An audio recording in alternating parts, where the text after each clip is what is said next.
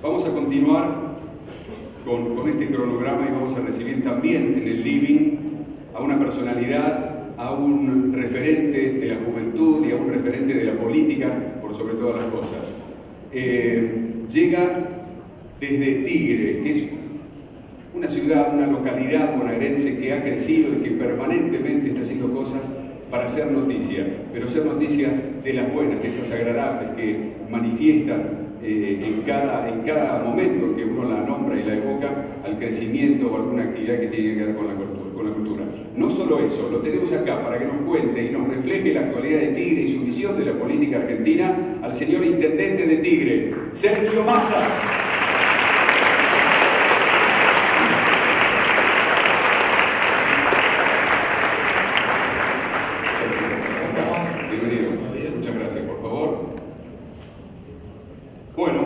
Tenemos aquí a alguien que les cuento, a los que vienen de otros países o a los que inclusive son de aquí de Argentina, él ha comenzado muy chico, prácticamente desde una asociación estudiantil, podemos decirlo. Sí, lo más, empecé a hacer política a los 15 años. 15 años.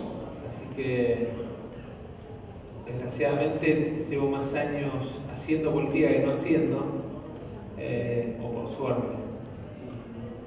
A pesar de parecer relativamente joven comparado con el resto de los dirigentes políticos, lo cierto es que tengo esa carga que hablaban recién de ser joven y tratar de tener experiencia, que es un poco una situación que muchas veces es incompatible o parece incompatible. Y además una situación que por decisión, por vocación, por pelear, por ponerle ganas, por fortuna también, porque la suerte también es importante, o los momentos de suerte también son importantes y son una puerta. La verdad es que con bastantes situaciones a lo largo de estos casi 15 años en la función pública, me tocó con 27 años ser diputado, me tocó con 29 años en la crisis del 2002 que vivió la Argentina, hacerme cargo de ANSES, que es la seguridad social, para los que no son argentinos, es el organismo de seguridad social de Argentina, y llevar adelante ahí una gestión durante 6 años, enfocada a toda la población adulta mayor. Después me tocó ser jefe de gabinete de ministros, que es una posición también de mucha responsabilidad, de mucho peso.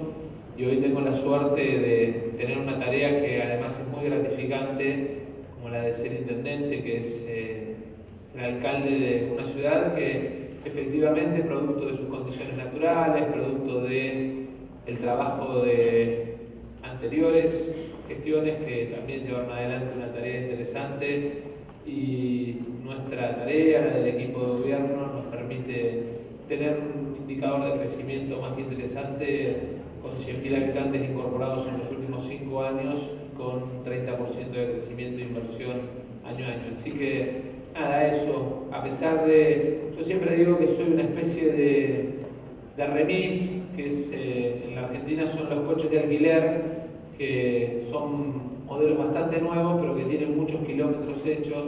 Yo soy una especie de remis porque me ha tocado cumplir muchas funciones a pesar de la corta edad. Y además con la crisis de haber cumplido hace muy poquito 40 años, así que ya no me incorporan al sub 40, ya soy 40 ahí, y nada, con la expectativa de los hijos de la democracia, no solamente en Argentina, sino en toda América Latina, de los hijos de la democracia surjan las generaciones que lideren este cambio de época en el que estamos viviendo.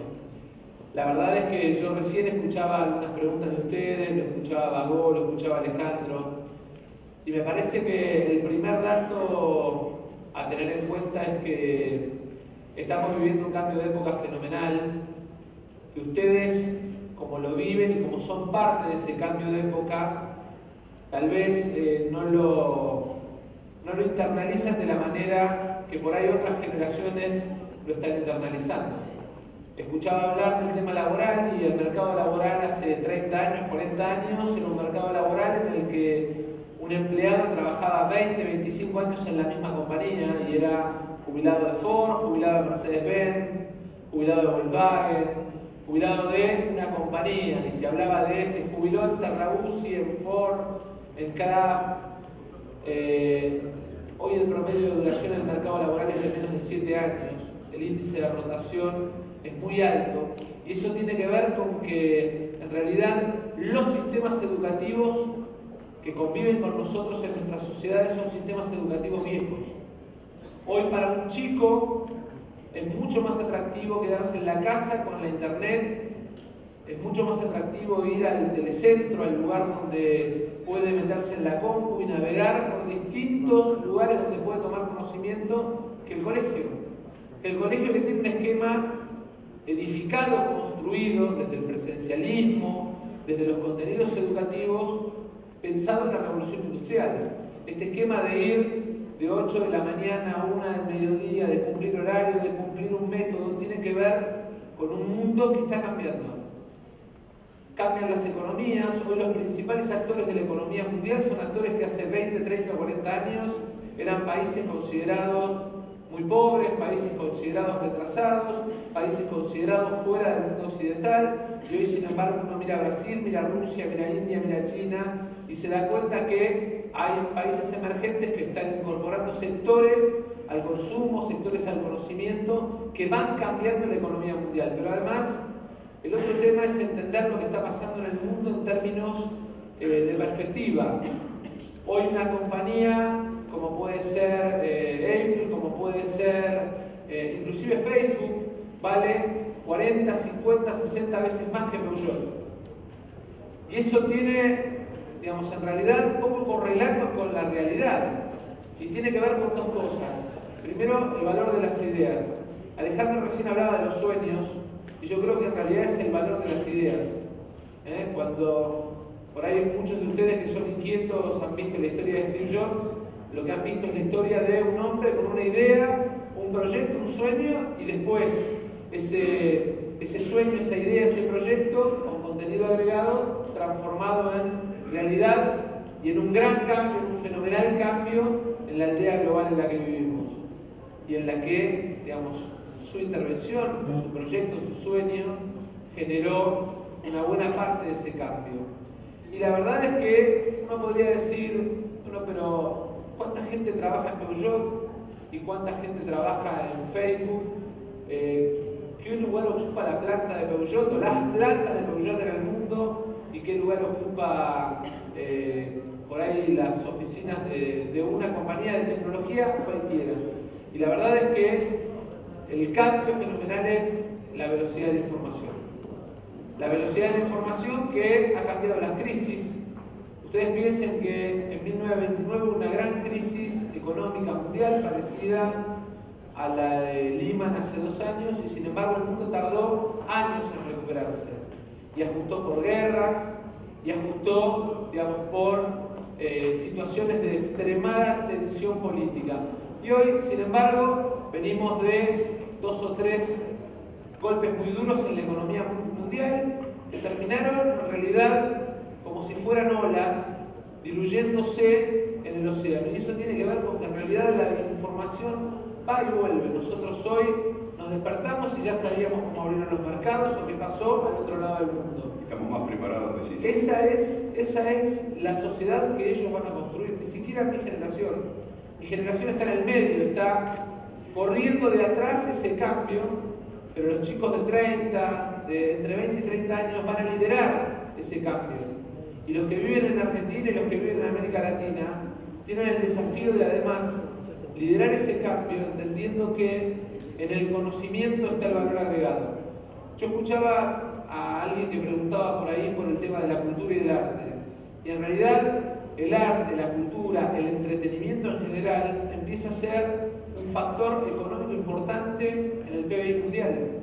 En realidad el tiempo ocioso que tienen por los cambios en el mercado laboral de las sociedades lo empieza a ocupar cada vez más lo que tiene que ver con el entretenimiento, con el arte, con la cultura, con lo cual cada vez más vas a tener economías, sistemas educativos, sociedades marchando hacia abrirle un lugar a al entretenimiento, al arte, a la cultura.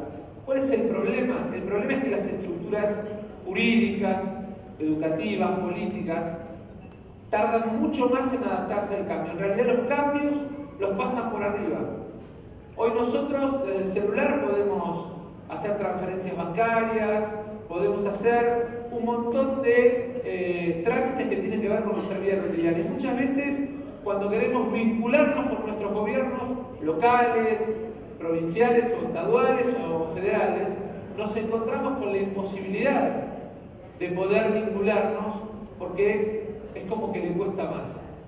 El problema de fondo es ese, que la velocidad de la información está haciendo que los cambios los lideren las sociedades. ¿Vos crees que la tecnología, porque yo sé que tu municipio es pro tecnológico por el tema del sistema de cámaras de seguridad, también por el contacto y la interrelación que hay entre el contribuyente o el ciudadano del partido de Tigre, en donde hay herramientas que permanentemente, más allá de lo que decías de la cultura, que ya vamos a hablar, que tenés como una agenda cultural, ¿no? De programas, todo el tiempo se está haciendo en Tigre no sé, el show de tal o cual artista, inclusive rescatando artistas que por ahí estaban fuera del circuito, dándoles la oportunidad, tal vez, por ahí es una palabra un poco fuerte, injusta para artistas consagrados, pero de reinserción al mercado de shows. Tigre tiene eso, pero bueno, por ahí son dos preguntas, ¿no? De la agenda cultural y además la tecnología como instrumento de gobierno, o el gobierno electrónico, como le llaman. Yo creo que los liderazgos jóvenes, como el que pretende ser el mío, más allá de toda la explicación que les hice de historia política y personal, tienen la responsabilidad de imponer los cambios y liderar los cambios que en realidad enfrentan nuestras sociedades. Si nosotros marchamos hacia una sociedad hipercomunicada, hipervinculada desde las herramientas de comunicación, con una fuerte presencia de soluciones tecnológicas para resolver los problemas de la vida cotidiana, quien tiene que liderar es su gobierno local. Y digo los gobiernos locales porque en realidad la escala de las ciudades, por los crecimientos poblacionales, hace que sea imposible imaginar programas o soluciones de regiones con características absolutamente distintas. Con lo cual, el otro concepto a discutir es, digamos, hasta dónde capitalizamos el federalismo en términos políticos, hasta dónde el federalismo va de la mano de descentralización y la descentralización va de la mano de capacidad de respuesta de los gobiernos locales. Me parece que ese es un gran tema, un gran desafío. La tecnología puesta al servicio del ciudadano es hoy una obligación de los gobiernos locales. Es una obligación para dar respuesta, pero además para generar calidad de vida. Saber, cuando nosotros, los que vivimos en áreas urbanas de 14 millones de habitantes, 13 millones de habitantes, dependemos de los sistemas de transporte y logística de personas, los sistemas de movilidad urbana, y nuestro trabajo, nuestro cumplimiento, nuestra actividad depende de autopistas colapsadas o no colapsadas, trenes en servicio, trenes no en servicio.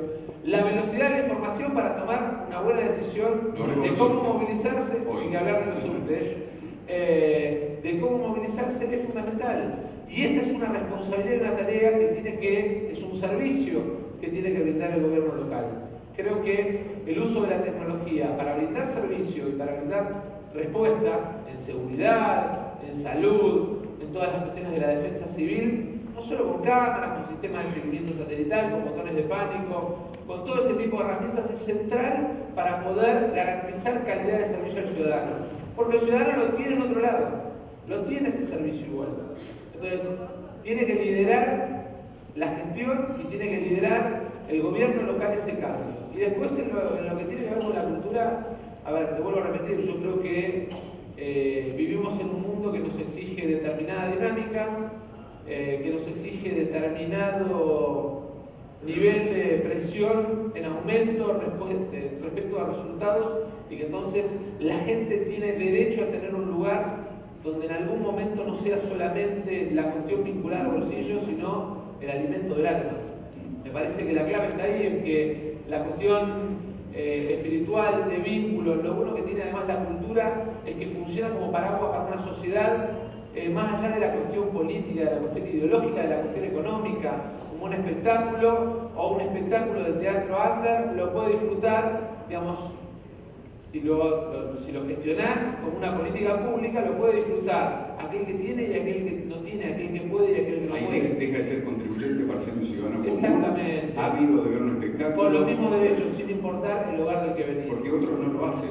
Pero yo creo que tiene que ver con qué pone cada uno en la agenda. Nosotros en nuestra agenda pusimos la tecnología, pusimos la cultura y pusimos el desarrollo de infraestructura como los tres ejes más importantes para llevar adelante un gobierno local, con el agregado de, además, consolidar la marca ciudad, pensando en una economía de reemplazo. Nosotros estamos tan convencidos de que el entretenimiento, que incluye desde la cultura hasta el turismo, va a ocupar un lugar importante en el PBI mundial, creciente en los próximos años, que apostamos a que el día que el desarrollo inmobiliario se agote en nuestra ciudad, que hoy está en pleno proceso de expansión, en pleno proceso de crecimiento, tenga una industria, una economía de reemplazo y que esa industria sea una industria sin chimenea como es el turismo, la belleza natural propia de Tigre. Cuando un intendente, como en tu caso, está tan empapado con el día a día, que recorre las calles, sé que usa Facebook y Twitter, que das a conocer las actividades diarias, pero digo, cuando en la carrera o en la ambición personal de todo político que es sano, es natural, la evolución te lleva a querer un puesto mayor, llámese de la intendencia a la gobernación, de la gobernación a la presidencia. Veníamos tan bien hasta acá. Venía muy bueno. Venía lindo, agradable. Estábamos apelando a que los chicos se transformen en líderes positivos. Tengo un año que vos, o sea que estamos de la misma. Encima soy viejo, ¿viste? Si no lo notaste, se transformen en líderes positivos, que no dejen la pasión nunca de lado, que peleen por sus convicciones. No terminé la y vos me venís con la cosa mezquina, espuria, de la ambición por no terminé. La pregunta es así: cuando uno va lógicamente escalonando ambiciones, y la palabra ambición no está mal, todas las tenemos. Digo, no se va perdiendo a medida que avanzas y tenés una mirada macro, o dejás de ser el intendente que tenés la problemática prácticamente al alcance de tu mano. Vas a la gobernación, ya la dimensión de la provincia es mayor. Vas a la presidencia, es un país, la presidencia es un país. Digo, no te hace ser, no tu caso, lo digo porque por ahí por la experiencia, cuando uno llega a un puesto tan alto político, ¿no se pone un poco frío y distante de la gente? A ver, te voy a contar desde mi propia experiencia, voy a contar una anécdota que nunca conté, pero me parece que vale la pena para ilustrar a quienes en alguna medida, ya sea desde el mundo empresario, desde el mundo de la cultura, desde el mundo de la política o desde el mundo del deporte, en toda la región aspiran a ocupar un lugar de preponderancia, aspiran a liderar, y creo que eso está muy bueno. El que estén acá, el que tengan hambre, el que tengan ganas, está muy bueno. Entonces me parece que vale la pena contarla porque es una anécdota linda. Como les contaba, durante muchos años fui director de ANSES y tuve un momento en el que sentí que mi ciclo estaba agotado, que fue en el momento en el que un abuelo, nosotros habíamos hecho una revolución muy importante en términos de uso de la tecnología para el otorgamiento de beneficios previsionales. Antes una jubilación tardaba 2 años y después hicimos todo un mecanismo de cambio que nos permitió bajar muchísimo el nivel de tiempo de otorgamiento del beneficio y además llevar adelante incorporación automática de personas adultas mayores que no tenían cobertura. Se incorporaron 1,5 millones de personas al sistema, digamos, a partir de un proceso, no solamente de una norma, sino de un proceso que permitía esa incorporación de gente. Mi abuela pregunta por línea privada, ¿por qué se fue más adelante? Digamos, y yo tenía como mecánica ir a varias radios de la ciudad y me instalaba con la notebook y le contestaba a la gente cómo estaba su trámite, dónde estaba su trámite, cuánto iba a cobrar, cuánto iba a cobrar. Era como una forma de brindar servicio. Y la verdad es que tuvimos un ciclo de 6 años con 14 aumentos, con mucha alegría, mucho trabajo compartido con los jubilados y con mucho reconocimiento de los abuelos y de la sociedad.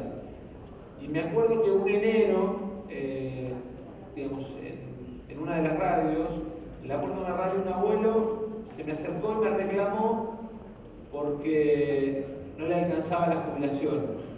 Y yo, en lugar de escucharlo, comprenderlo, abrazarlo, le dije, bueno, pero ya dimos 14 aumentos. Y entonces el abuelo me dijo, pero no me alcanza. Bueno, pero nosotros es todo lo que podemos hacer. Y no lo dije bien. Y la verdad es que cuando me subí al auto para irme de la radio a mi casa, me di cuenta que mi ciclo ahí estaba terminado.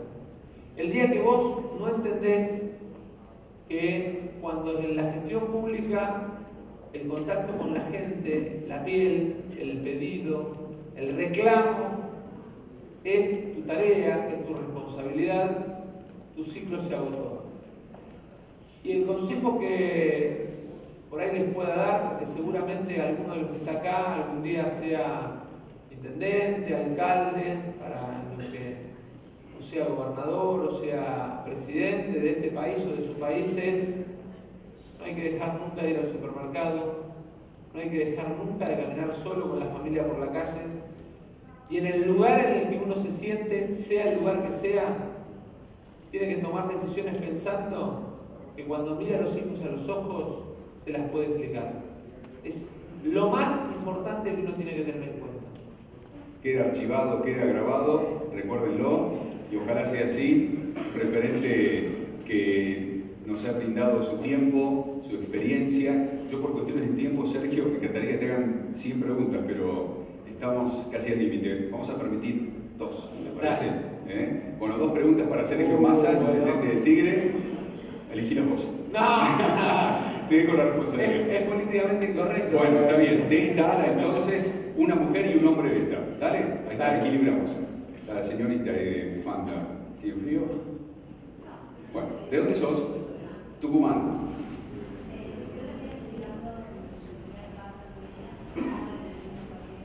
Un poquito más fuerte. ¿Está dando sus primeros pasos en la política?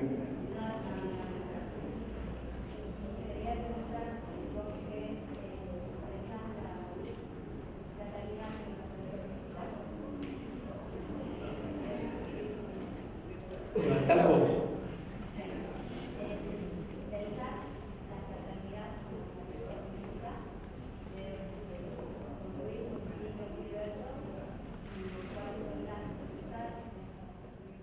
La fraternidad, me preguntaste como categoría política.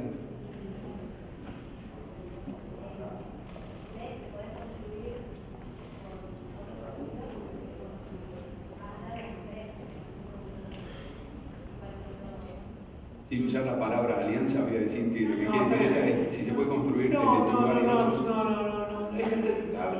creo haber entendido la pregunta. A ver, lo primero que te digo es, todo aquel que milita en política es alguien que deja tiempo familiar, tiempo personal por una idea. Como decía Alejandro hace un ratito, por un sueño. Y entonces, de movida, milite en el partido que milite, merece respeto, porque en realidad está resignando cuestiones personales para ponerlas en cuestiones colectivas. Partiendo de esa premisa y de la premisa de que nadie tiene mala fe, o por lo menos yo presumo que nadie tiene mala fe a la hora de decidir y a la hora de impulsar, más allá de las especulaciones y de las disputas de poder que siempre circulan alrededor de la política. Digo, no soy naif, fui diputado, fui jefe de ministro, fui 6 años director de la Seguridad Social, y, digamos, soy intendente, fui electo con el 48%, fui reelecto con el 75% de los votos, es decir, no soy un chico naif que solamente plantea cuestiones banales de la política. Pero entiendo que más allá de las cuestiones del poder, hay cuestiones que tienen que ver con el respeto a la idea del otro. Y el respeto a la idea del otro incluye no solamente el respeto a la palabra del otro cuando expresa una idea, sino muchas veces a la valoración de esa idea para transformarla en una política de gobierno. Entonces, la verdad es que nosotros en términos generales trabajamos. Mi gobierno a nivel local es un gobierno que no está compuesto solamente por gente del justicialismo, que está compuesto por el presidente del Partido Radical, que está compuesto por gente del socialismo, que participa de la vida política de su partido, inclusive algunos en la última elección pidieron licencia de sus cargos porque iban e integraban listas en contra del intendente. Cuando terminó la elección siguieron trabajando en discapacidad, en política de género, y no es que vuelvo a repetir, lo haga desde una mirada naif, lo hago desde creer que la suma de miradas te puede permitir tener respuestas más abarcativas en términos de soluciones sociales. Construir una comunidad local tal vez tenga la particularidad de que requiere, digamos, mucho más la gimnasia del acuerdo, porque no es solamente la cuestión de la idea política, es la cuestión del proyecto personal de una persona. Alguien que es concejal, sea del partido que sea, que quiere una plaza para una localidad, es alguien que quiere ver a su localidad, a su barrio mejor. No importa de qué partido es. Entonces, en los gobiernos locales es muy fácil trabajar la articulación, digamos, con esa lógica de fraternidad que planteas vos. Y creo que sí que es replicable. Creo que absolutamente es replicable. Dale. Bueno, ¿cómo hacer plazas lindas? ¿No? ¿Se llama el libro? Ah, muy bien. Muy bien, ¿eh? Quería meter esa palabra, fraternidad. A ver, última pregunta para Sergio Massa. Hombre, ¿se acuerdan? Mujer de este lado, hombre de aquel lado, aquel sector. Levante la mano, párese, bien fuerte, diga, ¿de dónde sos? ¿Cómo se hace para contagiar a los jóvenes que se metan en política, que se ilunden los partidos, que hay que renovar la cosa y que hay que tomar costumbre y que esta generación es la que va a construir el futuro que nosotros queremos participar? El problema más grave que tiene hoy la política es que efectivamente no tiene recipientes, no tiene continentes. Porque también estamos en transición, producto del cambio que significó la irrupción de la comunicación. O sea, hoy hay redes de afinidad de jóvenes en distintos lugares de la provincia y del país, que son redes de afinidad que no tienen un lugar donde transformar esa energía en energía positiva y en militancia política. Y la verdad es que el problema es que la generación de ustedes es una generación, y no me incluyo porque vuelvo a repetir, ya estoy más viejito, me gustaría poder incluirme, pero es una generación que tiene tal vez la ventaja del desprejuicio. Nosotros estamos justo en un punto de transición en el cual estamos mutando de los prejuicios de las antinomias de mucho tiempo de la Argentina hacia el desprejuicio de los hijos de la democracia. Y como estamos en un gris, estamos justo en un punto de inflexión, estamos sin continente para poder canalizar esa energía. Me parece que el otro gran problema es el fracaso de la Constitución del 94, que consolida el sistema de partidos en la Argentina. Y la verdad es que nosotros ahí tenemos un problema también como sociedad, que es que debemos aprender como sociedad a invertir dinero del Estado en la construcción de partidos políticos que permitan ser receptores de estas inquietudes, pero además ser receptores de los equipos y las ideas. Porque si no, lo que termina pasando es que en esta democracia de candidatos, un candidato gana y después se da vuelta y alquila equipos, porque no tiene equipos y no tiene partido que lo sostenga. Y el riesgo que eso tiene, no solamente, digamos, para nosotros, sino para toda la región y para todas las democracias modernas, es que vivimos en una democracia en la cual se rinde examen todos los días. Vivimos en una democracia plebiscitaria en la cual, digamos, desde con una página de Facebook hasta con una encuesta, vos le podés hacer así o así a un gobernante de un día para el otro. Y entonces, lo que un día parece muy potente, el otro día parece muy débil. Y vamos de lo potente a lo débil a lo potente, y en realidad tiene que ver con que la velocidad de la información ha cambiado también los tiempos y y las obligaciones de respuesta de los gobiernos. Por eso, el otro tema, no es que estoy esquivándote la pregunta, sino que digo, el desafío es construir partidos políticos y es una deuda de la democracia. Pero me parece que el tema más importante a aprender, todos ustedes que van a ser dirigentes, es que la velocidad de la información aumentó el control social. La gente hoy sabe todo lo que hacemos y entonces tenemos que rendir examen todos los días, absolutamente todos los días. Lideremos lo que lideremos, no lideramos con un logro y después dormimos sobre los laureles. Todos los días tenemos que renovar el liderazgo frente a la sociedad porque hay un enorme nivel de control social. ¿Lo mejor está por venir? Yo soy un optimista por naturaleza, así que no tengo dudas que lo mejor está por venir. Buena frase por el final, ¿o no? Fuerte el aplauso para Sergio Massa.